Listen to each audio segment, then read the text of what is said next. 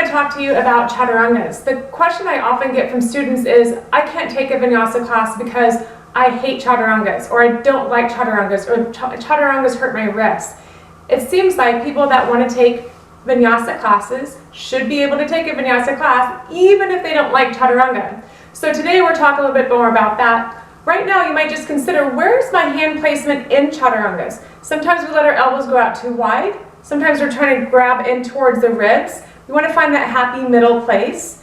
When our hands are spread out wide and we're using lots of surface area on the ground, this allows the hands to do more of the support than our wrists, so our wrists will feel better. Oftentimes we take our hands too far forward underneath our shoulders or our chin, sometimes too far back like near our belly button. So today I'll show you a couple of tips of what you might do instead of the full Chaturanga that you see oftentimes in power vinyasa classes. What are some options when you take that class if you don't want to do the Chaturanga in the full version every single time? I'm going to give you 3 options today on what you might do instead of a full Chaturanga when you're in a class that's doing sun salutations or Chaturangas.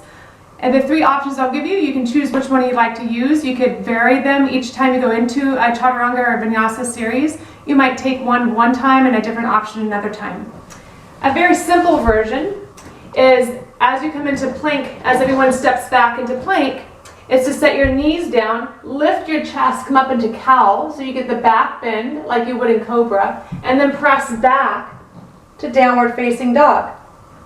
Another option is to come from plank, hugging the low belly, pull back into down dog.